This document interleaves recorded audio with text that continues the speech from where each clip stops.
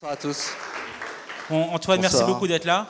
C'est un plaisir. On voilà. n'avait pas trop prévu de se voir dans ces conditions C'est vrai que dans ce quand on en a contexte. parlé il y a un mois, on n'était pas sur les mêmes sujets d'intervention. Pas du tout. Voilà. Pas du tout. Mais non, écoute, c'est très bien. Donc on le voit, beaucoup de choses en 2019.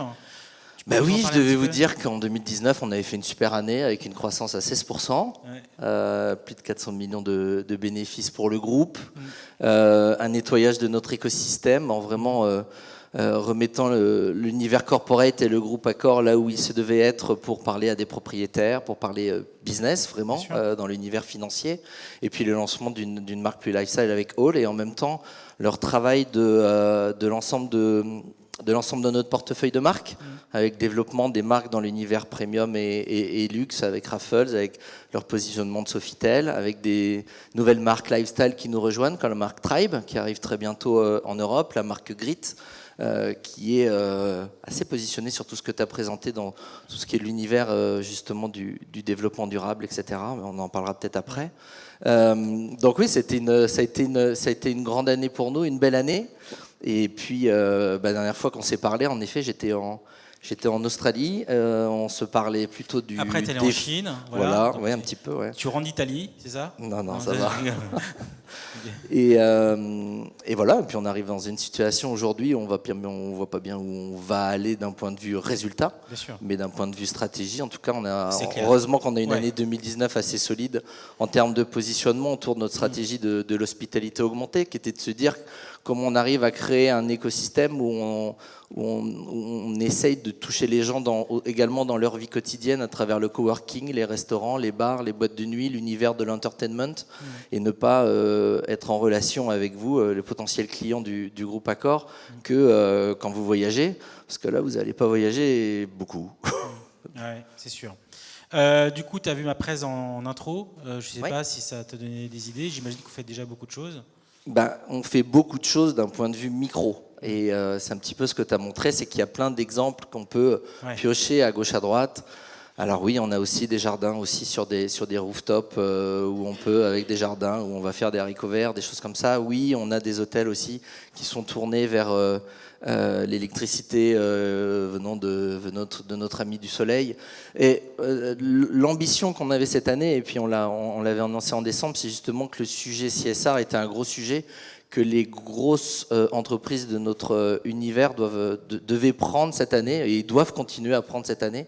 Ça reste pour nous les gros sujets. Peut-être que ça le devient encore plus important aujourd'hui. La problématique qu'on a, c'est qu'il n'y a pas de KPI en fait. Et qu'il va falloir s'auto-challenger. C'est ce qu'on est en train de faire, et de travailler vraiment dans la cuisine, comme on dit, pour essayer de se dire, mais en fait, quel est le vrai KPI, ce qui va parler à nos clients, à nos propriétaires, à nos employés, à l'ensemble de l'écosystème Accor, parce que promettre qu'en 2040, il se passera ci, en 2030, il se passera ça, plus personne n'y croit.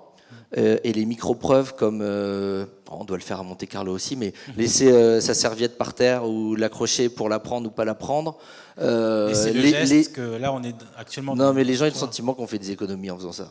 Ils sont pas du tout tournés sur le côté développement durable ou ne changez pas mes draps parce que j'en ai pas envie et tout ça. Ça devient... Il y a une sorte de dissonance cognitive dans ce genre de petits gestes qu'on propose.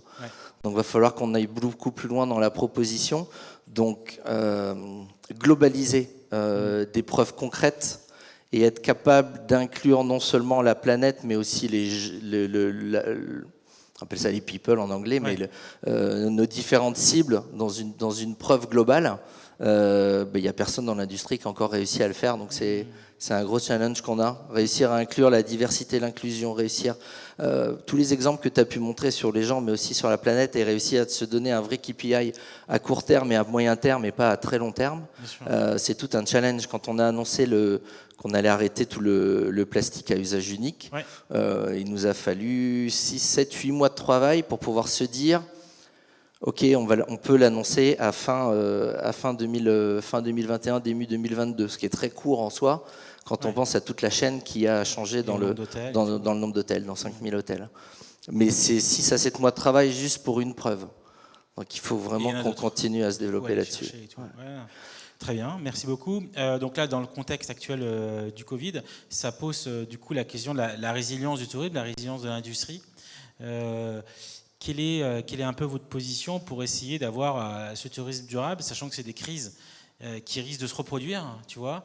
Donc évidemment, j'imagine que personne n'a la réponse, mais quelles sont les pistes pour arriver à intégrer ces problématiques? Bah écoute, personne ne sait où on va atterrir dans quelques mois. Ouais. Nous, ce qu'on a pu annoncer, c'était en effet qu'au mois de février, on avait une perte autour de 10 millions d'euros à peu près dans ce qui s'était passé. Mais février, il se passait encore rien. On avait 30 hôtels qui étaient fermés en Chine, 73 qui étaient fermés à la réservation. On commençait à avoir des flux internationaux qui commençaient à baisser. Mais on ne savait pas qu'on n'en était qu'au début. Non, on n'a aucune idée de où on va aller. Ce qui est sûr, c'est que notre cible qu'on adore, qui s'appelle l'international traveler et le frequent traveler, existait pendant un temps donné. Ça, c'est sûr. Ça, c'est sûr. Ok, ouais. Là, je ne vois pas comment. Donc, il va falloir, se dire comment on fait pour attirer le domestique un maximum, parce que lui, il va continuer à exister. On voit que le business à date n'existe pratiquement plus, mais qu'il y a encore sur la cible loisir, en tout cas de la demande à date. Donc on essaye d'y répondre. Mais ce qui sera sûr, c'est que les grands groupes hôteliers dans notre univers, aujourd'hui, on est regardé par rapport à ce qu'on va faire pendant cette période-là. On est regardé sur la façon dont on va accompagner nos propriétaires, parce que nous, on ne détient pas nos murs, c'est des propriétaires derrière. Donc eux, ils vont être les premiers embarrassés à pu avoir de chiffre d'affaires. Donc comment un groupe comme Accor va pouvoir les accompagner? Comment on va gérer nos employés? Bien sûr.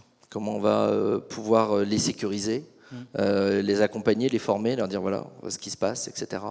Voire aller plus loin, j'en sais rien moi, si on ferme un hôtel et tout ça, comment on accompagne tout le monde. Tu étais en Australie et donc du coup il y a eu, parce que pour le coup vous avez proportionnellement assez peu d'hôtels en Chine, mais vous êtes très présent en Australie, et avec les feux du coup vous avez une première expérience déjà d'activité. En fait on l'a pas eu. C'est-à-dire que par rapport au grand bruit qu'on a pu avoir en France, donc on allait en Australie pour voir un peu l'impact et les résultats du business, mais comme on est sur un marché domestique à 90-95%, le fait qu'il y ait moins d'internationaux qui aient réservé l'Australie ou annulé leur voyage a eu un effet vraiment tout petit. Mais juste pour finir sur le point d'avant, si tu le permets, je pense qu'on va être regardé aussi sur la façon dont on va gérer nos clients. Parce qu'à date, on ne gère pas des réservations, mais on gère des annulations. Les annulations, il faut quand même les gérer et se dire quelle est la policy sur un volume qui n'a jamais été connu, comment on va le gérer. Et puis la dernière partie, c'est la partie communautaire. Admettons qu'on ait des hôtels vides, qu'est-ce qu'on décide de faire pour accompagner et accueillir les médecins qui peuvent dormir chez nous, plus près de l'hôpital que de rentrer chez eux s'ils sont bloqués. Il va y avoir énormément de cas comme ça, et les grands groupes comme Marriott, Accor ou autres, on va tous être regardés et après on va être jugés. C'est-à-dire que quand le business va revenir, quand la demande va revenir, si on a déçu une de ces communautés par une action, on va se le prendre en boomerang directement. Et ça va être ça, là, le gros challenge des mois. Bien évidemment, il va y avoir moins de demandes, donc il va falloir le gérer. Mais ce qui est important derrière, c'est toutes les actions qu'on va mener en termes d'entreprise. Tu étais il y a plusieurs mois pour le coup en Asie. Du coup, tu étais un peu client, du coup, donc c'était intéressant parce que tu es comme dans un secteur où tu es toi-même aussi client. Et le thème à la base de ce soir, c'était tout ce qui était lié à la friction. Est-ce que tu as des insights ou des expériences que tu voudrais nous partager par rapport à ce que tu as vu?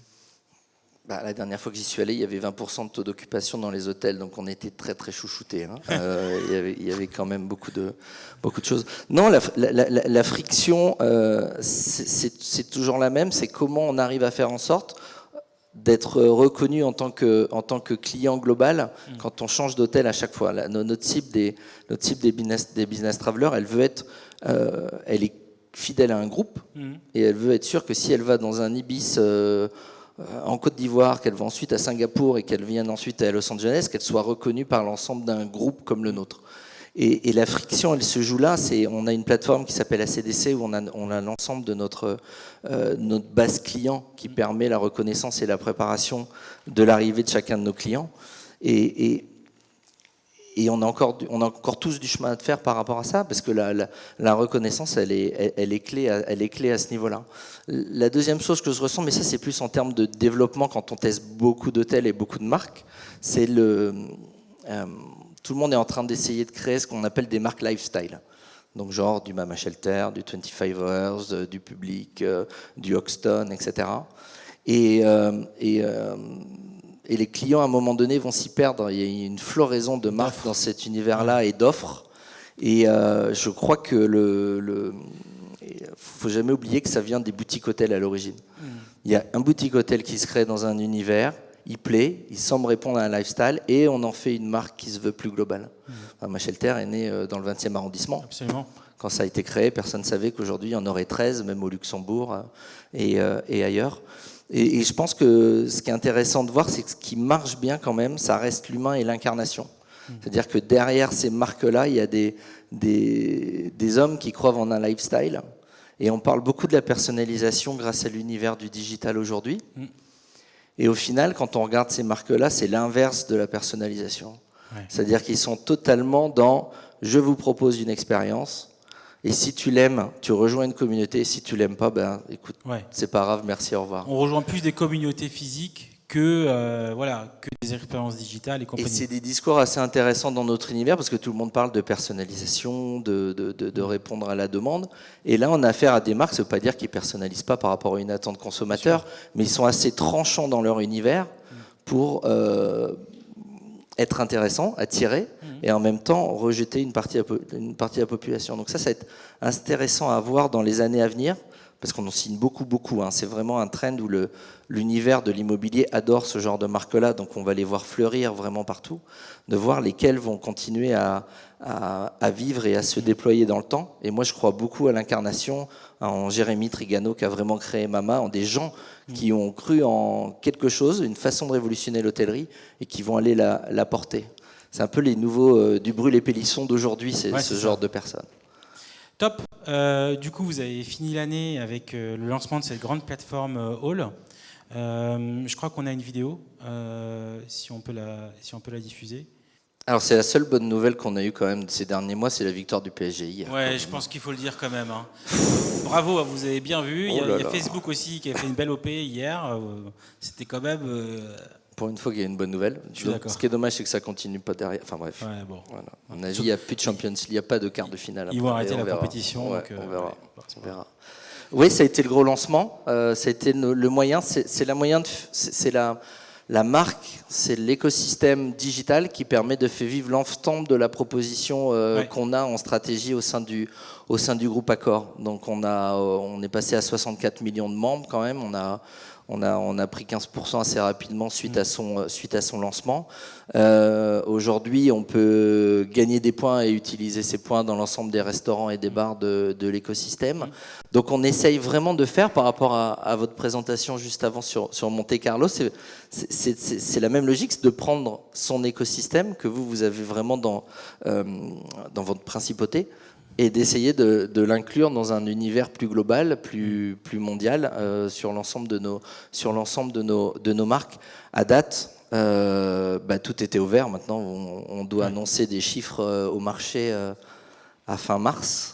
Donc, ce qui est intéressant de voir quand même, c'est que c'est grâce à ces 63-64 millions de clients qu'on va pouvoir tenir la liste, parce qu'ils sont fidèles. On va pouvoir les inviter à faire autre chose que de l'hôtellerie chez nous pendant une période donnée. Les restaurants, les bars, le coworking marche encore très bien malgré tout ce qui peut se passer.